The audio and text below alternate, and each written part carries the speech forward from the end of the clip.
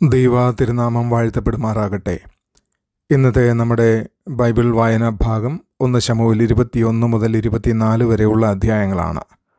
ദാവീദിൻ്റെ ജീവിതത്തിലെ ഏറ്റവും ഇരുണ്ടതും അതേസമയം ഏറ്റവും രൂപാന്തരപ്പെടുത്തുന്നതുമായ ഒരു കാലഘട്ടമാണ് ഈ അധ്യായങ്ങൾ വിവരിക്കുന്നത്. ഗോലിയാത്തിനെ പരസ്യമായി പരാജയപ്പെടുത്തിയ വിജയശാലിയായ യുവാവല്ല ഇനി ദാവീദ്. ഇപ്പോൾ അവൻ ഗുഹകളിൽ ഒളിച്ചിരിക്കുന്നു. ഒരിടത്തു നിന്ന് മറ്റൊരിടത്തേക്ക് ഓടിക്കൊണ്ടിരിക്കുന്നു. പലരാലും തെറ്റിദ്ധരിക്കപ്പെടുന്നു. ശൗൽ അവനെ നിരന്തരം പിന്തുടരുന്നു.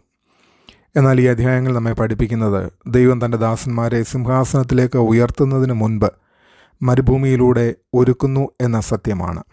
മരുഭൂമി ദാവീദിനെ ദൈവം തള്ളിക്കളഞ്ഞതിൻ്റെ അടയാളമായിരുന്നില്ല. അത് ദൈവത്തിൻ്റെ പരിശീലനശാലയായിരുന്നു. 21 അധ്യായത്തിൽ ദാവീദ് സഹായം തേടി നോബിലെ പുരോഹിതനായ അഹീമേലെക്കിൻ്റെ അടുക്കൽ എത്തുന്നു. വിശന്നും ക്ഷീണിച്ചും നിന്ന അവന് വിശുദ്ധാപ്പവും പിന്നീട് ഗോലിയാത്തിൻ്റെ വാളും ലഭിക്കുന്നു. മനുഷ്യൻ്റെ ആവശ്യമാണ് ആചാരത്തേക്കാൾ പ്രധാനമെന്ന് പഠിപ്പിക്കുന്നതിനായി ഈ സംഭവത്തെ കർത്താവായ യേശു പിന്നീട് മത്തായിയുടെ സുവിശേഷം 12 അധ്യായം 3-4 വാക്യങ്ങളിൽ പരാമർശിക്കുന്നു. എന്നാൽ സ്വന്തം ജീവൻ രക്ഷിക്കാനായി ദാവീദ് ഒരു അസത്യം പറയുകയും ചെയ്യുന്നു. ദൈവത്താൽ തിരഞ്ഞെടുക്കപ്പെട്ട ദാസന്മാർക്ക് പോലും ഭയം മൂലമുള്ള തെറ്റായ തീരുമാനങ്ങൾ എടുക്കാൻ കഴിയുമെന്ന് ഇത് കാണിക്കുന്നു. ശേഷം ദാവീദ് ഗോലിയാത്തിൻ്റെ സ്വദേശമായ ഗത്തിൽ എത്തുന്നു. എത്ര വലിയ വിരോധാഭാസം! ഒരിക്കൽ ഗോലിയാത്തിനെ തോൽപ്പിച്ച വീരൻ ഇപ്പോൾ സ്വന്തം ജീവൻ രക്ഷിക്കാനായി ഫെലിസ്ത്യ രാജാവിൻ്റെ മുമ്പിൽ ഭ്രാന്തനായി നടിക്കുന്നു. എത്ര വലിയ വ്യത്യാസം! ഒരിക്കൽ മല്ലനെ നേരിട്ട ധൈര്യശാലിയായ ഇടയൻ ഇപ്പോൾ മനുഷ്യരെ ഭയപ്പെടുന്നു. എന്നിരുന്നാലും ദൈവം അവനെ കൈവിടുന്നില്ല. വിശ്വാസമുള്ളവരായാലും മനുഷ്യ ബലഹീനതകളിൽ നിന്ന് നാം മുക്തരല്ല എന്നതാണ് ഈ അധ്യായം നമ്മെ പഠിപ്പിക്കുന്നത്. ആത്മീയ പക്വതയുള്ള വിശ്വാസികൾക്ക് പോലും ഭയത്തിൻ്റെ നിമിഷങ്ങൾ ഉണ്ടാകാം. എന്നാൽ നമ്മുടെ പരാജയങ്ങളെക്കാൾ വലുതാണ് ദൈവത്തിൻ്റെ കൃപ. 22 അധ്യായത്തിൽ ദാവീദ് അദുല്ലാം ഗുഹയിലേക്ക് രക്ഷപ്പെടുന്നു. അവിടെ അത്ഭുതകരമായ ഒരു സംഭവം നടക്കുന്നു.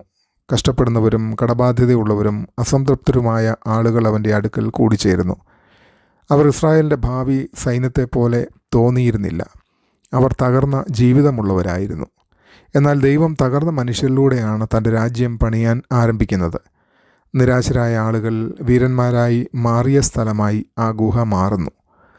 ദൈവം തൻ്റെ മഹത്തായ നേതാക്കളെ കൊട്ടാരങ്ങളിലല്ല, പലപ്പോഴും ഗുഹകളിലാണ് രൂപപ്പെടുത്തുന്നത്. ഇതിനിടയിൽ ശൗലിൻ്റെ ഹൃദയം കൂടുതൽ കഠിനമാകുന്നു.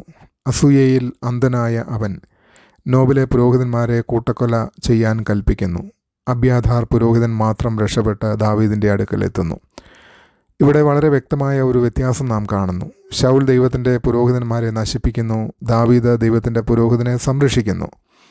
ഒരുവൻ സ്വാർത്ഥമായ അധികാരമോഹത്താൽ നയിക്കപ്പെടുന്നു. മറ്റൊരുവൻ ദൈവത്തിൻ്റെ കരുണയാൽ രൂപപ്പെടുത്തപ്പെടുന്നു. 23 അധ്യായത്തിൽ ദാവീദ് കെയില പട്ടണത്തെ ഫെലിസ്ത്യരുടെ ആക്രമണത്തിൽ നിന്ന് രക്ഷിക്കുന്നു. എന്നാൽ നന്ദി ലഭിക്കേണ്ടുന്നിടത്ത് താൻ രക്ഷിച്ച അതേ ജനങ്ങൾ തന്നെ ശൗലിന് കൈമാറാൻ തയ്യാറാണെന്ന് അവൻ മനസ്സിലാക്കുന്നു. മനുഷ്യരുടെ നന്ദി പലപ്പോഴും പരാജയപ്പെടാം, എന്നാൽ ദൈവത്തിൻ്റെ വിശ്വസ്തത ഒരിക്കലും പരാജയപ്പെടുകയില്ല.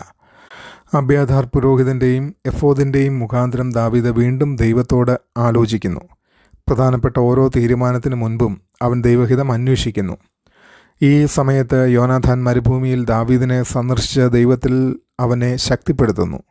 എത്ര മനോഹരമായ ശുശ്രൂഷ! യോനാഥാന് ദാവീദിൻ്റെ കഷ്ടപ്പാടുകൾ മാറ്റാൻ കഴിഞ്ഞില്ല, പക്ഷേ അവൻ്റെ വിശ്വാസത്തെ ശക്തിപ്പെടുത്താൻ കഴിഞ്ഞു. ഓരോ വിശ്വാസിക്കും ഒരു യോനാഥാൻ ആവശ്യമാണ്.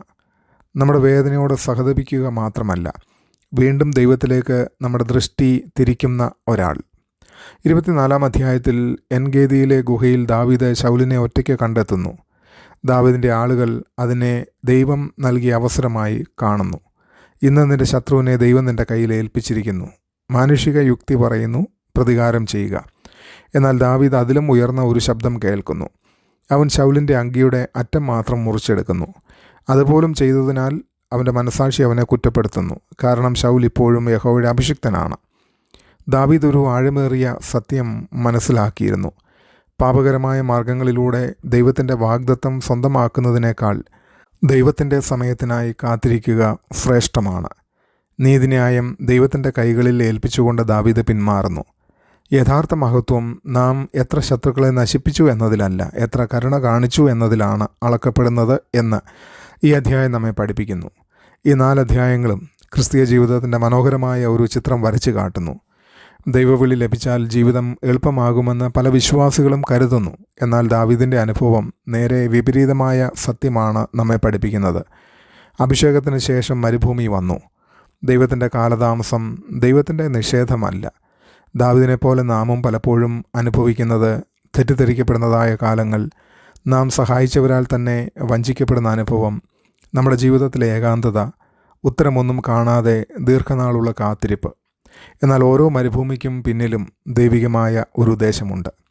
ശുശ്രൂഷ വികസിപ്പിക്കുന്നതിന് മുൻപ് ദൈവം നമ്മുടെ സ്വഭാവത്തെ രൂപപ്പെടുത്തുന്നു. കിരീടത്തിന് മുൻപ് പലപ്പോഴും ഗുഹ വരുന്നു.